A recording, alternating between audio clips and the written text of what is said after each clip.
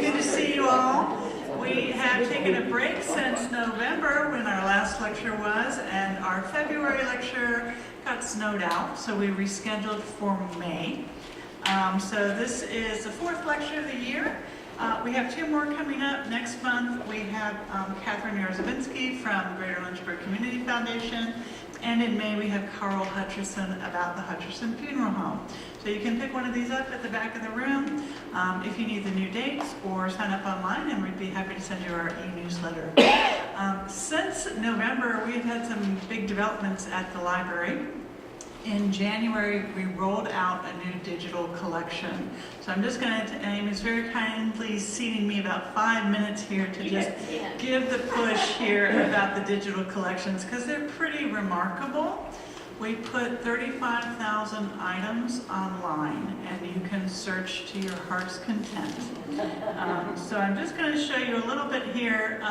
Just so you know about the library, today we have more than 20,000 books. We have 1,000 rare books. In addition to that, we have 5,000 sets of architectural plans, so there's a good chance we have the house plans for your home here in Lynchburg in our collection. We also have more than 600 manuscript collections, so manuscripts, that's not 600 pieces of paper, but that's 600 collections. Could be as much as Lynchburg Women's Club, which has 51 boxes in one collection. So those are unpublished materials, usually about organizations, clubs, and families in Lynchburg. We also have fine art and sculpture. You see some of that around the room here. We do offer Ancestry.com Institutional Edition for free when you're here in the library. You don't have to have a subscription to that. And of course we have federal censuses, city directories, all sorts of materials, as well as records on enslaved persons who lived in the area. And also newspapers. We also have newspapers.com, so you don't have to use the microfilm anymore. You can look for things directly online. And of course obituaries and burial records. So all of that stuff, we actually probably have less than 1% in digital format. So just keep that in mind when you're looking for materials on your family or friends here in Lynchburg. Our digital collections, you can get to them off of our website, which is www.jmlibrary.org. And you'll see there I have highlighted in the top, you can search digital collections. So you have a choice to search the website. You have a choice to search the card catalog for the books. And you have a choice to search digital collections. So depending on what your search term is, you just write that there into that box, and then that will return various holdings. So what we have here is just one example of what got returned when we looked for Camp Kum-Ba-Yah. So we have more than 35,000 items. This is actually a clipping from the Lynchburg News in Advance. We have the original photograph, and then we've superimposed that and scanned it on top of the clipping. So there's about 20,000 of those photographs in the collection. We also have, if there was a manuscript on Camp Kum-Ba-Yah, we would have that. I think there is somebody who's written a paper about the camp. We have photographs, we have news clippings, we have indexes. We have what we call pamphlet files and family files. Those are basically clippings that the staff did over the decades to collect information about organizations and people in the city. So all that is available to you. I just want to tell you quickly, so we have 35,000 items. Those are the individual pieces of information. An item might have multiple pages in it. And we've made it easy for you when we have items that are related to other items. We make that into what's called an item set. So that sort of is the umbrella that's over it. So for example, we've been busy digitizing Stanhope Johnson's office records. Stanhope Johnson was an architect here in Lynchburg. He did the, reconstruction isn't the right word, but he did the plans for Patrick Henry's Red Hill. And so we have those 1950s, all of his original specifications, his original drawings for Patrick Henry's Red Hill, and we're taking those and we've digitized them. There'll be more than 2,500 pages on that. But we also have his widow's petition to remarry after he had passed away. She was seeking to have access to the estate that he had said that if she remarried, she didn't get it. So we have documents like that. So you can find that all in the item set for Patrick Henry's Red Hill in addition to the individual items. So I encourage you to take a look and see what you find. Amy Bonnette is the Executive Director of Camp Kum-Ba-Yah Nature Center. Originally from Greenville, South Carolina, she has 25 years of experience in donor relations, fundraising, event planning, nonprofit management, and human resources. Amy served as Director of Donor Relations and Special Events for Clemson University, HR Manager for the University of South Carolina, Beaufort, Kids Haven Executive Director, and she worked for the, is it Shield Museum of Natural History. Amy earned a bachelor's degree in Parks, Recreation, and Tourism Management from Clemson University, and she has a master's in Human Resource Development from Clemson. She is currently pursuing her Doctor of Education in Leadership Studies.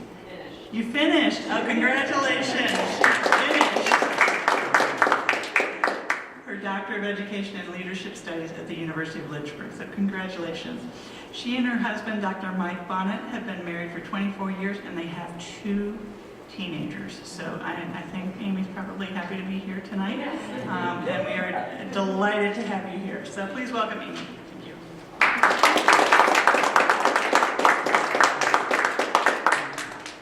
Hey everybody, thank you so much for coming out tonight. You know, I think I understand that I was invited to bring you all out of hibernation. Right. So we've got this wonderful spring day, and it was a beautiful day at camp. Today was a big day. We had 45 at lunch. The Hillside Garden Club met at lunch today, and then this afternoon. So I'm going to take off the rest of the week. All right, so I just want to give you a history of camp, and then also what's going on and what the future looks like for camp, and it looks very bright. So as you can see, we have a little addition to Camp Kum-Bah-Yah. You see the words Nature Center at the bottom. So we have recently actually named our work. We have been a nature center for many, many years, but now we officially have claimed that because, you know, we're do outdoor education and we're year-round. So hopefully that helps to market that. So our name, Come By Here all year. I'll tell you a little bit more about this, but this is the cottage at camp, and it was actually a 1920s cottage. And I'll give you a little history about that, but it's gotten redone. It looks a little better. Tom Gertie helped us with that. So our mission, you know, we have a broad mission that we serve emerging social needs through the process of engaging children, families, and individuals in community in meaningful outdoor experiences. Okay, everybody say that real quick. So that has been our mission. Our mission is broad, so we can change with the community, right? We can adapt. We can add new programs. We can address the current needs of our community. So I started at camp during COVID. It was very quiet then. That was the first year that we did not have camp, you know, since the 50s. And so I came in by myself and really had time to learn and to hear stories and to learn about. I had volunteered with the camp, but you know, really to get my feet wet and also to look at the finances and figure out, okay, we need to be on QuickBooks Online and we need to, you know, put everything together and really run this like a business and business with a heart, right? And so that's what I've tried to do. And so I looked at our national affiliations, and we were the first camp in Virginia to be accredited with the ACA, the American Camp Association. And we're proud to say that we are currently accredited, and we went through that accreditation process last year.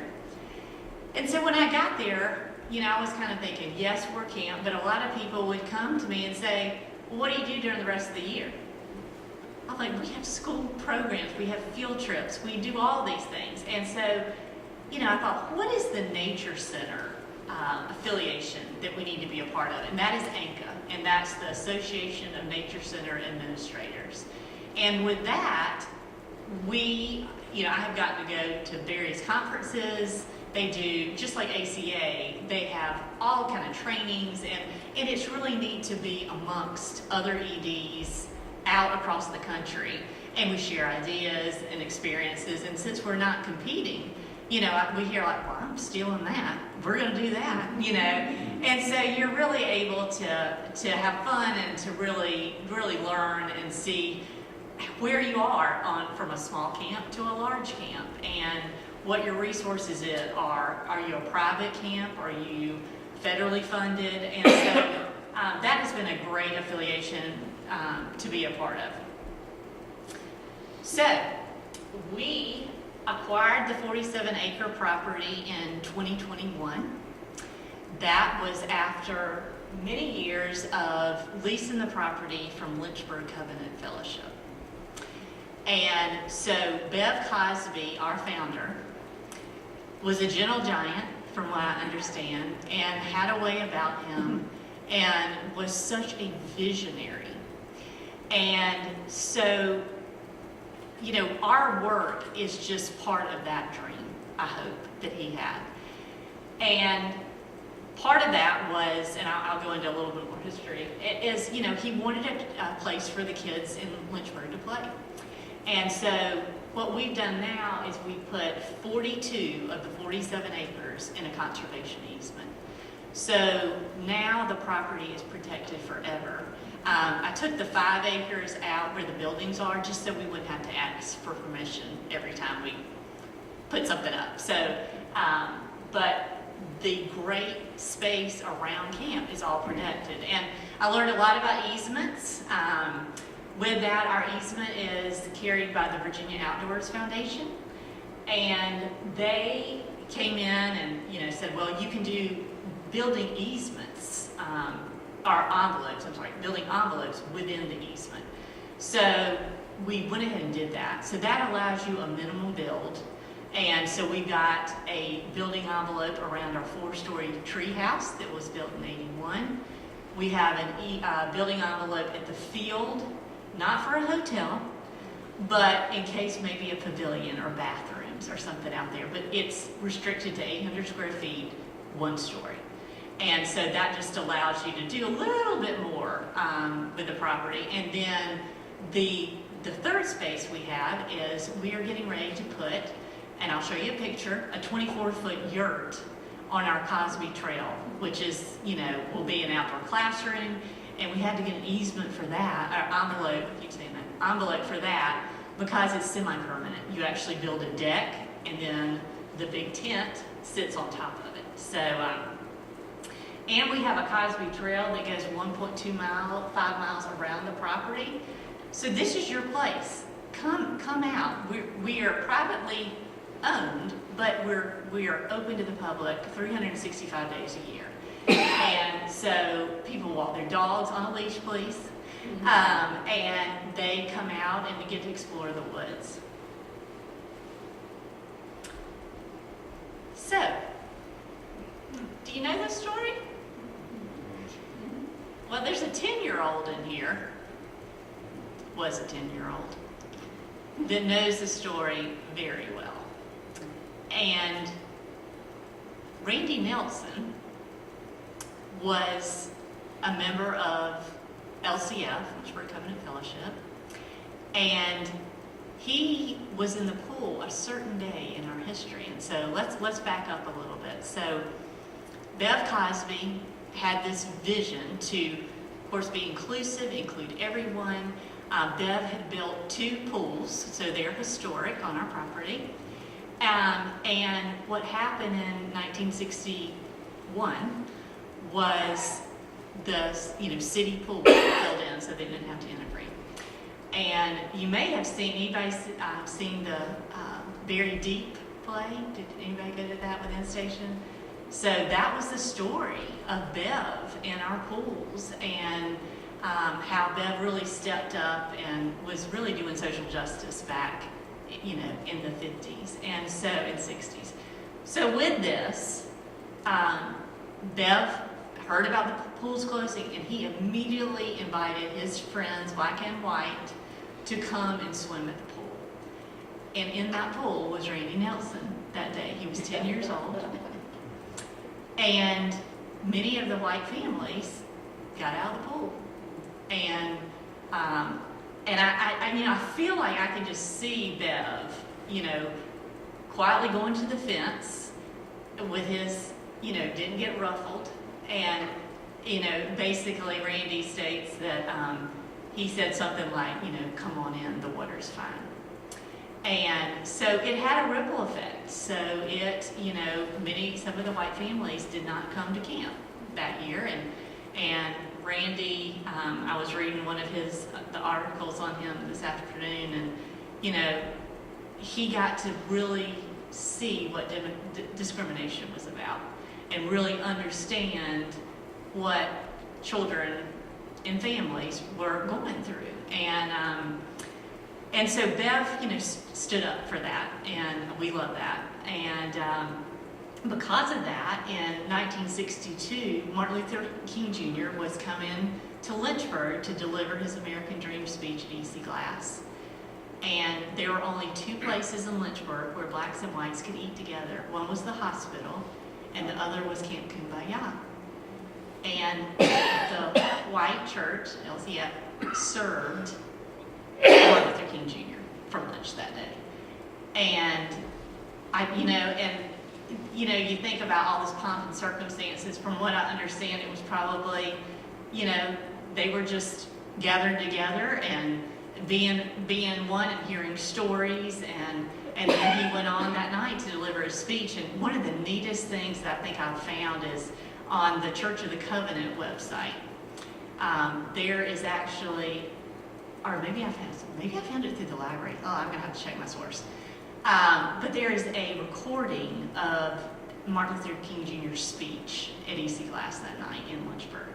And it was so powerful to hear that, not growing up during that time, it's just hard to imagine, but we all can imagine. But it was really powerful to listen to that speech. And so Martin Luther King Jr. walked on our property, and that is amazing. And a lot of people that have grown up in Lynchburg don't know that story. And so we want to continue to share that. So we have multi-generational programs and activities. We have volunteers. If you would like to come to camp and want to volunteer, we have a job for you. But one of the best things that Gage McAngus is our programs director, and he has gathered together a group of environmental educators, and we train everybody. I mean, there are many ladies, but we would love some men to come and help too, that come, and you can sign up for one day or you can sign up for multiple days. We train you, and somebody's doing an activity like reading a book, somebody is doing a coloring, or they're doing a creek study, so they go down to the creek and we'll put things under a microscope, and then they'll do a hike. So that has just been a really joy for us to get the community involved. And so please let me know if you're interested in that. We're continually building that program. But of course, it started all with a summer day camp. Our history is that Bev had the vision and had Camp Kum-Ba-Yah and LCF, and then after, what happened next was in 83, Randy? I'm going to say this right. Camp Kum-Ba-Yah became its own 501c3. Yes. Yeah, 83. Okay. Clemson won the national championship in 81, and that's my reference. So in 1983, camp became its own 501c3. So we're not religiously affiliated, and we're brothers and sisters with the church. And so how that works is the Church of the Covenant. So when you come into the property, you see the big 2-story house, and that is the Church of the Covenant. And then the Lodge of the Fishermen behind it, that's where Martin Luther King Jr. came and ate. And so that is owned by the church, and then they have wonderful picnic tables, And so we use that during camp and many events. You know, when campers come in the summertime, they come to the church property. Every picnic table is a different campsite, and we have our opening there. And Dan Harrison, the minister of the church, he plays music every morning with the campers. And so, you know, we have a really good, you know, relationship with the church. And then, so we Camp Kum-Ba-Yah, had leased the property for all these years until we recently bought it. And so now, owning the property has really given us a lot of opportunity, and I think it showed the community we're here to stay. And so let's go there. So these were our camp counselors from last year below our tree house. So during the summer, we have 80 kids a week for 8 weeks, and we have about 25 counselors. And you can be a camper from age 5 to 13, and then when you're 14 and 15, you get to be a leader in training. So that's that weird age like my daughter was in, where it's like, you can't get a job, don't need to be sitting at home all the time, but they can come work at camp. And then 16 and up, you can be a full-fledged counselor. And we have counselors from age 16 to 75. So we love getting to be multi-generational. I think that's so important for the kids to be around and see. Miss Beverly, she's our food director, and she works at Randolph, and she comes every summer. And Miss Beverly's already been by and signed her contract for this year, and we love her, and the kids love her. And there are just so many counselors. We also have had a really great relationship with international counselors. And Vaynod was a counselor, became the director. And so we are working to build that back up. 2 years ago, we had a child from Africa and from France. But the visas have gotten really expensive and everything. So now we're, trying to kind of open that back up, and because it's so important for that language to be shared with the campers. And, they cook meals, and Sabungale did dance, and the campers love that. So that is one area that we would like to have more international counselors. So our areas at camp, this is our Kinderwoods area, and it is a 3-acre fenced area where kids and parents can come. They can't get down to the lake, but they can go to our famous mud kitchen. And we put these are little picnic tables. I know you can't tell the scale, but they're the little tiny ones for little. So various preschools come over. And then, of course, elementary schools, and then we have a little recirculating stream. Then part of that, camp was based and built by volunteers. And so we have had so many Eagle Scout projects. I mean, I hear about Eagle Scout projects from 40 years ago. Well, I built that. Somebody will walk up, and I'm like, oh my goodness, that's amazing, And so this is a current Eagle Scout project. I felt like we needed a little tunnel. And so there's a little wooden tunnel that the littles can crawl through and then come down the slides. And so anything, we're there working on their balance is really exciting. Sandy Slack, I'll give you a little insight, has been a big part of Kinderwoods. She helped design it. They brought in a artist that kind of drew out the land years ago, and she helped implement. Well, Sandy now is back involved, and she's coming in 2 weeks to bring 4 balance beams that they're going to do, a couple tree seats where you put a seat in the middle of 2 trees so they can kind of sit and play, and a couple, and we have a dinosaur dig pit with real dinosaur bones. And we're going to replace the pea gravel in there, and so it's volunteers like her that help with our constant upkeep. So this is our sensory garden. This was in full bloom last spring. This was a grant that I wrote from Centra. And so you've got all the senses, you know, we've got a fountain in there. We try to do some edible things. We also have flowers. We've got a little pathway that goes, a new pathway into Kinderwoods. So coming up is Lynchburg Historic Garden Day. Buy your tickets, please. We are actually, it has been great because it has brought so many people to camp, and they realize, oh, it's welcoming, like this could be my place, like come out and walk. And so 2 years ago, we had about 400 visitors during Garden Day when we had lunch. This year, we are the headquarters and lunch, so the Farm Basket is doing the lunches. There are 4 choices for lunches.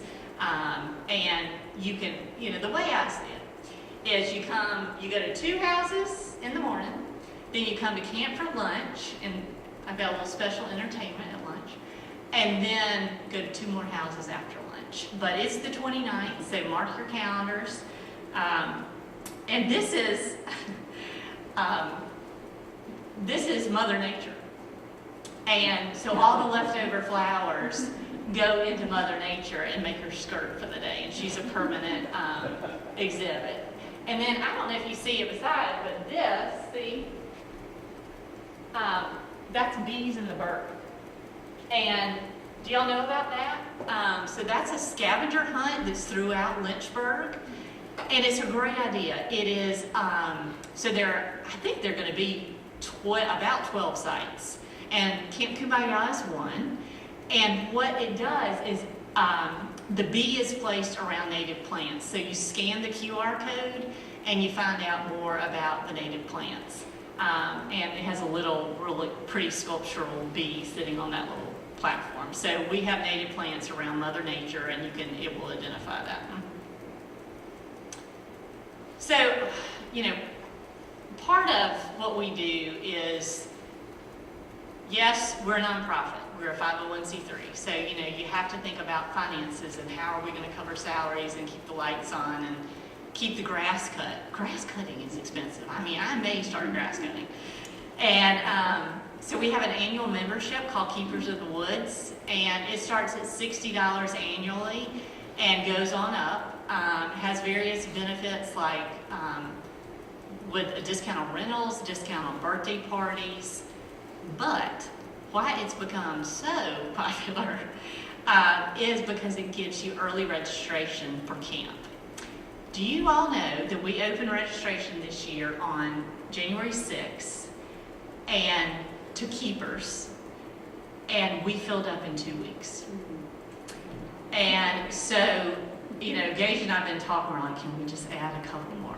To, you know, because, so we're, our biggest thing is about scholarship, right? We want to serve the community, and we have always said, if there's a child that would like to come to camp, then we have a scholarship for them.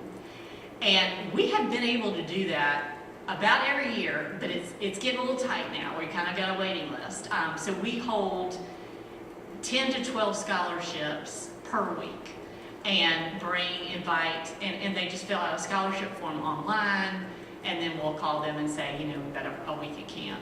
We've also reduced the amount of weeks that you can come for camp. It used to be 5 weeks. We've lowered it to 4, just so we give more kids the opportunity to come for 1 week. And with those scholarship kids, if we've got somebody wanting 3 weeks, we may say, okay, you can do 2, we'll put a scholarship child in. So we're very conscientious about wanting to serve everyone, because that's what camp's about. It doesn't matter who you came from, where you're from, you're together and you're building relationships, and that's what we're about, is relationships. It takes many community partners, volunteers. Big checks are nice. So part of that was we received the Century Fund grant for $100,000 in 2022, and you know, the first year the free clinic got it after COVID, and I really couldn't argue with that. But I thought, you know what? I knew we were up there. I was like, we are going to get this next year. And so we wrote a grant and did all that and said, you know, what it did is it really propelled us to the end of that fundraising to buy the property. And so that was a huge celebration for us. And then our community partners, we're part of United Way Day of Caring. And so, you know, like today, they were putting mulch. We had a group from Randolph putting mulch out in the parking lot. And I mean, thank goodness, because it's 3 of us. And so, you know, any help is just so appreciated. So we have been in the middle of a capital campaign. We finished the first phase with buying the property.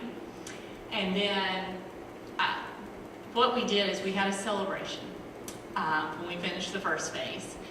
And what was so neat about this job is I kind of got to dream and vision. And, you know, we actually had some funding because we had gotten 3 grants from the Virginia Land Conservation Foundation. We also were able to sell those tax credits from the easement. So here we were for the first time. We could really plan and what needed it. You know, we were always going to do programs first, but our buildings needed some love. And so, I kind of got to dream about, well, what could this cottage become? What do we need? You know, how are we going to get people here? And one of the things that we proposed was the amphitheater. And when we had that celebration, I was celebrating bought the property, thank you to the community, thanks to the work of the community. You know, in our second phase, here are our projects. And that night, John and Laura Morgan were at the dinner. And I knew of them because I'd come from Kids Haven and knew the story about Addison. And, but didn't know them well. And I got a call that next Monday morning saying that it was from Laura, and I'll never forget it. I mean, that was probably the highlight of my career. Laura said, Amy, we have been looking for the right opportunity, and we want to take the $100,000 naming opportunity and name the amphitheater for our daughter Addison. And it has been the most endearing, their village of family and friends, and it's so connected to camp. So Addison's grandfather was friends with Bev, and there's just it's just been very powerful. And so they took the naming opportunity, raised funds above the $100,000. I said it $100,000. The cost of bill was like $168, but they went over that, and then I went to John and Laura and I was like, we've raised more. We want to make sure we have stuff for deferred maintenance, but how would y'all feel about a camp store? And they said, oh, that'd be great. So Jamerson Lewis did the amphitheater. It was finished last week.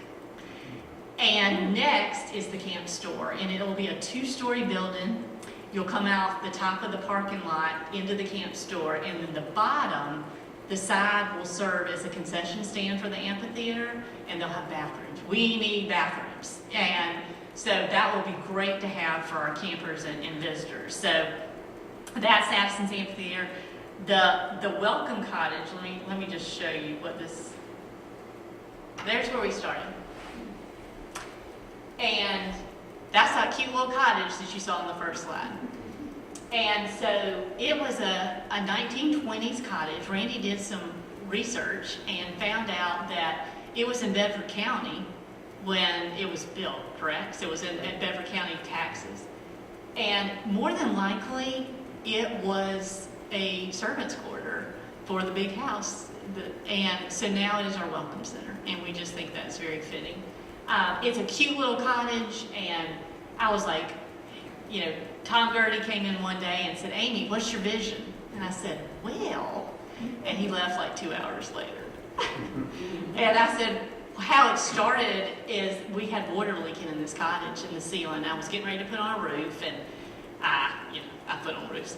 Our workmen. And I said, we really need a porch because my Amazon packages and people come into camp, they're going to get wet. He said, well, you need to do that before you put it on the roof. I said, I know that, but I just don't have anyone to do it, And And so Tom sent a crew that week, and the neat thing about it, we're about preserving and conservation.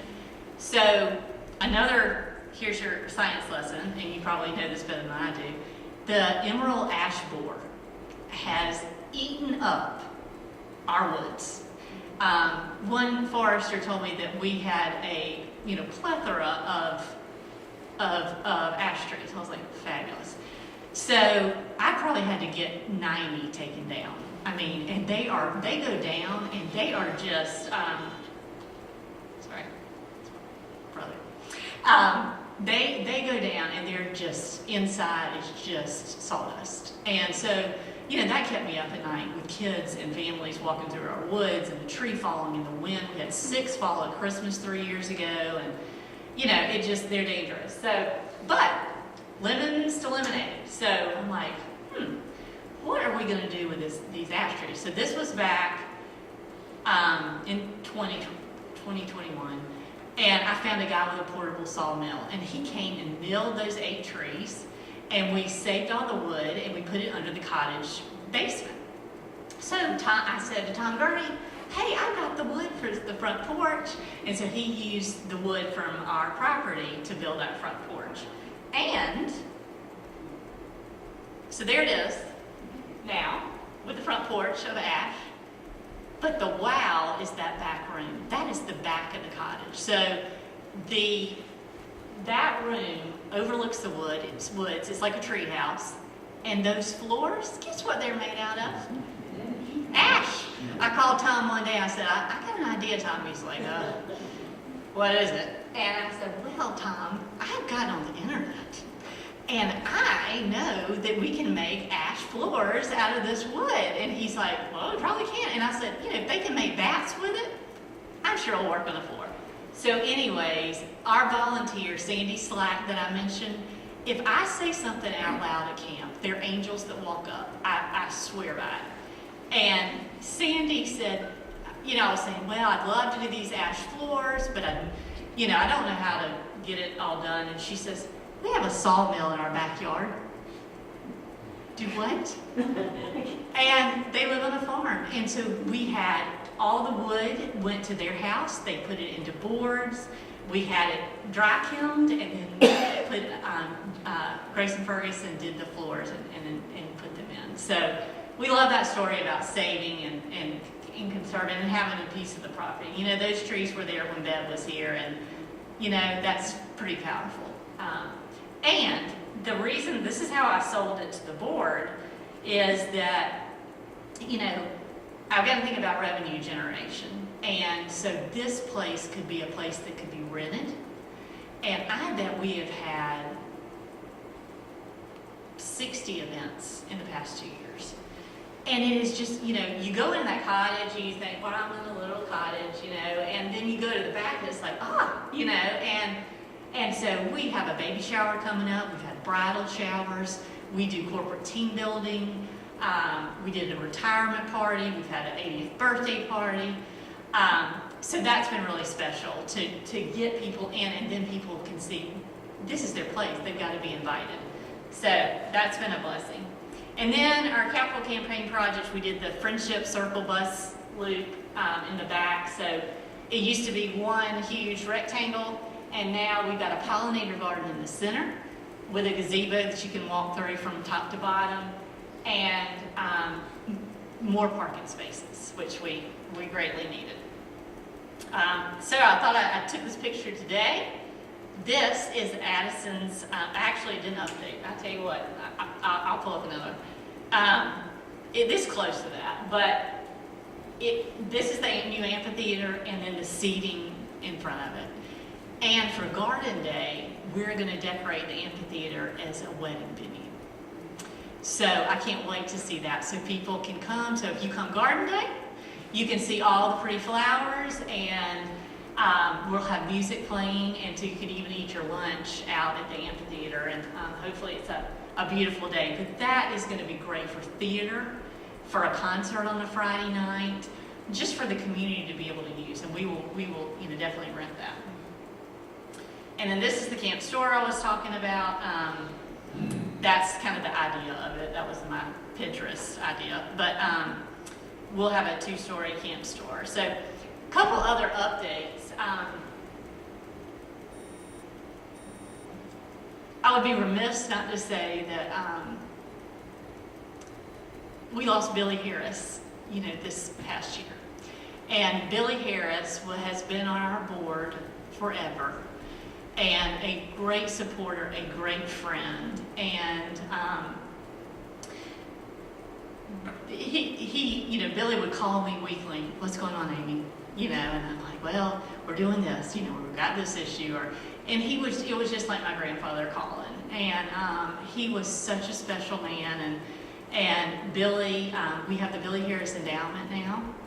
And he just gave a lot of foresight and love to our board and to this community. And that's been a really tough one.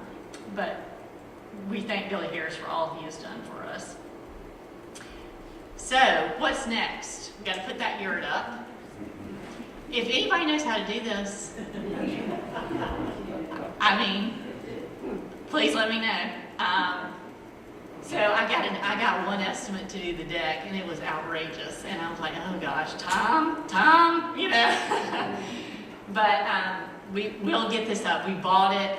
We got a couple grants that paid for it, and it will be wonderful because Bedford Hills, backs up to our property, and they can come for field trips and come right by it and use that as an outdoor classroom. 2 other exciting things. One is that Camp Kum-Ba-Yah is going to be honored this year at the Virginia Center for Inclusive Communities, the VCIC dinner. They haven't honored an organization in quite a while, and that's going to be in May. And so, that honors Bev's vision and everybody else that's participated and volunteered, and staff and counselors. And so we're really thrilled to be a part of that in May. And then,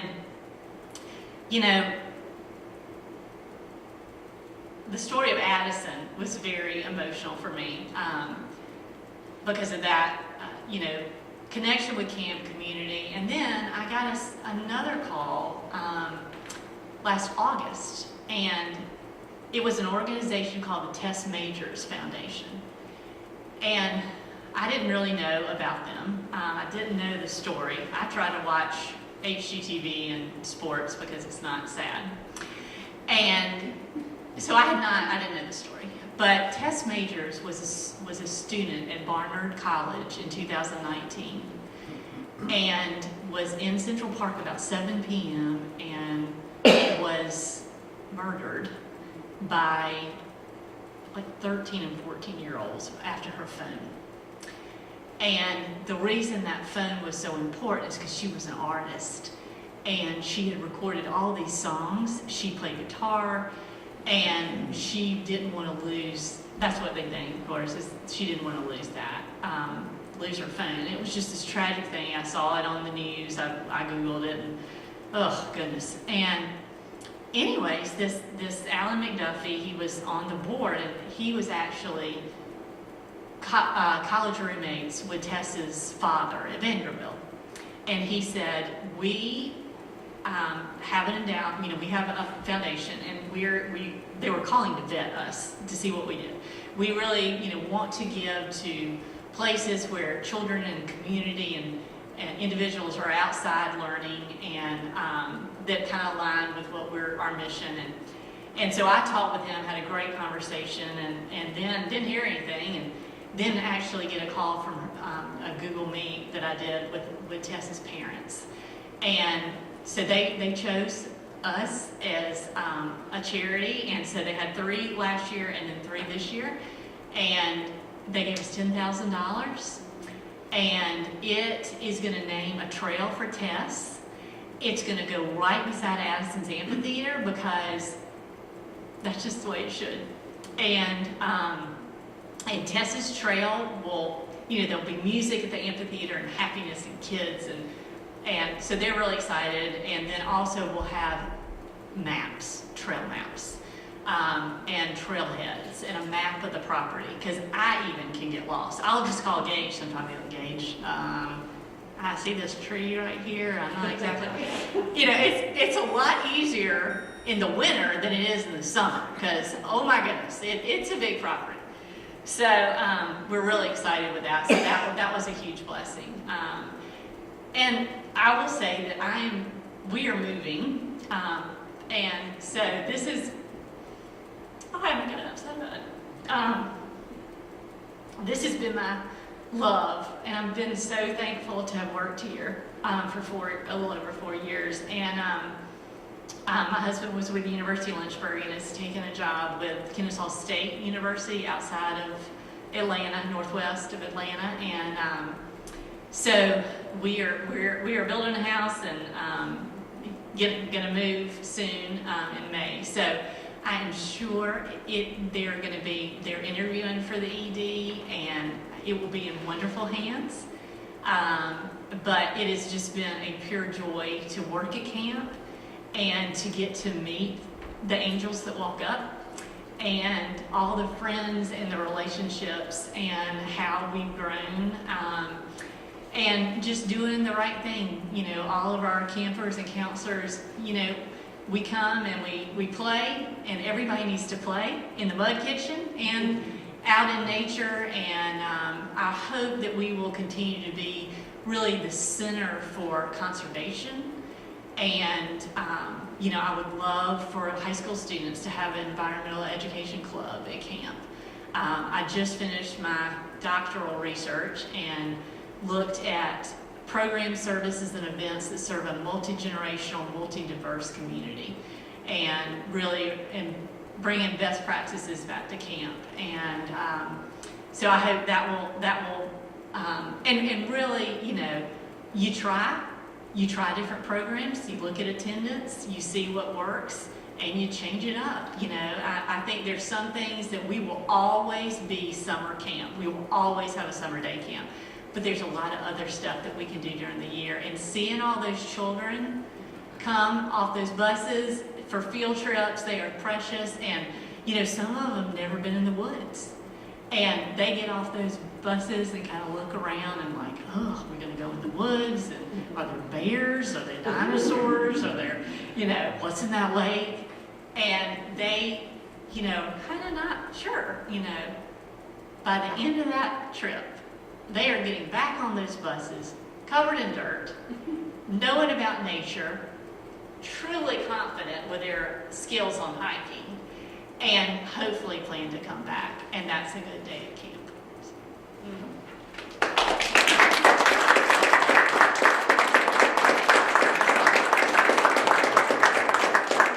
I think you can agree with me that what Amy has done in just 4 years is truly amazing at Camp Kum-Ba-Yah. So congratulations, Amy, and work very, very well done. I know it's hard, but you do it with such a smile, and you make it look so effortless. So wonderful.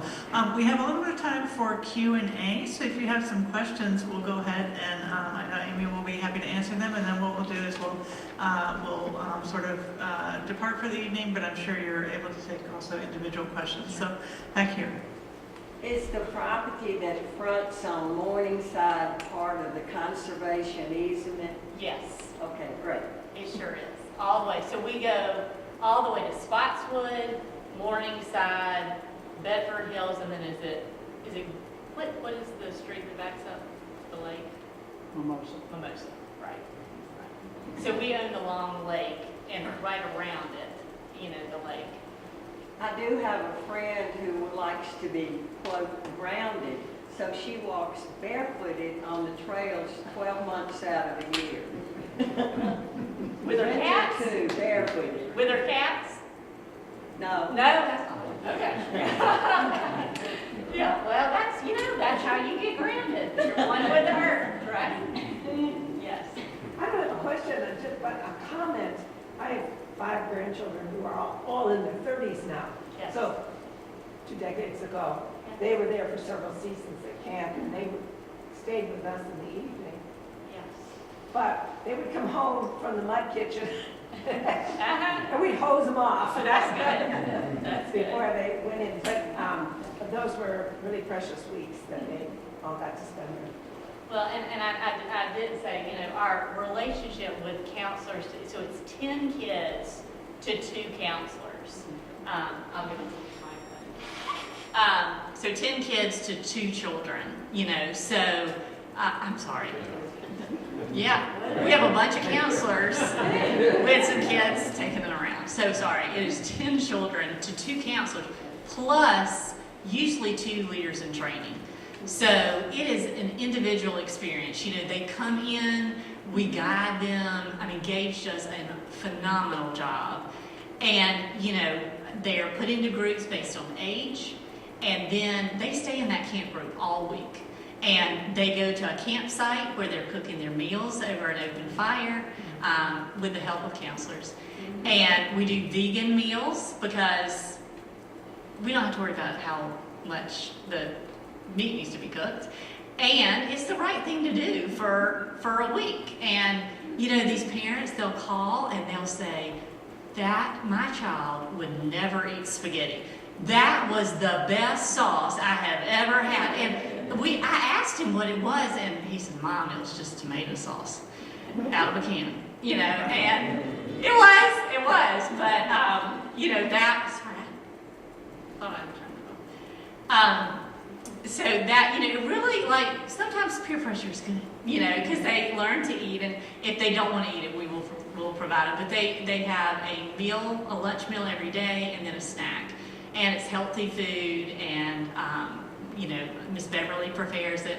So what the counselors do is they get their ice chest for the day, and they take it down to the campsite, and they sit there and eat, and then they go to all the activities from the campsite. So archery, and they go to zip lining, and they swim every day. And so it's a lot of fun. Yeah. I'm sorry, you had a question? Yes. Do you recall a couple by the name of Elliot and Roselle Shule? I do, and I need to mention them. Thank you for asking. Turn my phone off. Our house is for sale by owner, so if I have to take a call, I'm just kidding. So Roselle and Elliot Shule. Roselle would come out to camp a lot, and Pat Haley is one of our board members, and Pat, of course they were friends with everybody, but Pat actually had a meeting with her right before she died, and we are going to name the youth house the Roselle and Elliot Shule Education Building. And so that will be for the next ED to finish fundraising.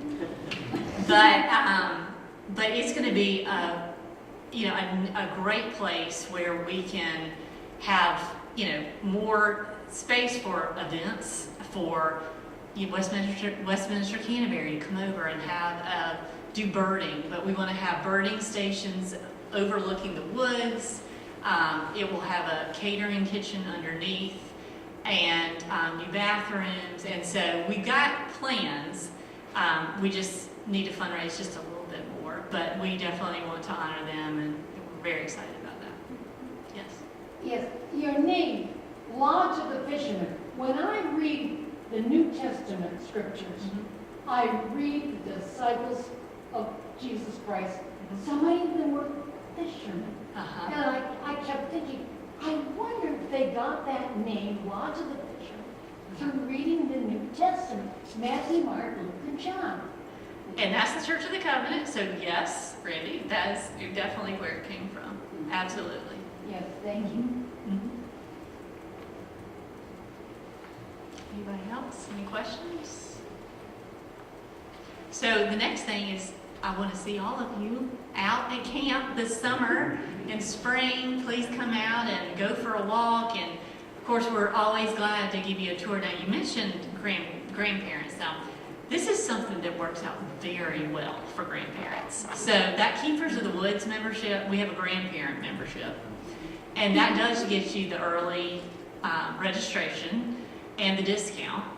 And so a lot of grandparents do that, and it's perfect. So many children come in to grandparents' house during the summer stay for a week, you've got it made. They go to camp at 8:45. It ends at like 3:30. They can stay till 5:30 with extended care. And then they come home to you, and they are, now they may be a little dirty, but they are ready to eat, and then they eat. You put them to bed, and it starts again. So we have so many grandchildren that come, and that's their week at grandparents' house. So yeah, think about that. Yes.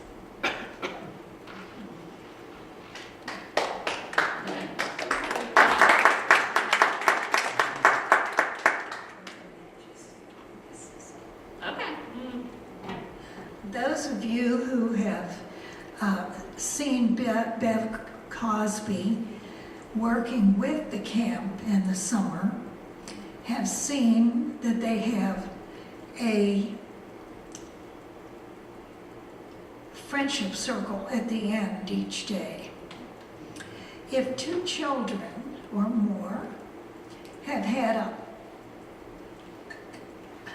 a falling out or just start acting up, he takes them aside and it's like a little united, what would you say, a little United Nations. Because he listens to them, he listens to each side, and they talk it out. And to me, that is one of the most touching things. Bev is one of 4 children, all boys, and I think they were all ministers. So the thing of it is, here are gentle hearts who are passing it on when they were in the middle of Lynchburg as a segregated city. That's all. That's so good. Thank you so much. Thank you so much. That is right. It's all about relationships, and we hope we're all doing that work. And Gage has that heart, and he really knows everyone's name. He meets and greets those children, and they're seen and heard. And that's the most important gift I think we can give anyone. So thank you. So thank you, Amy.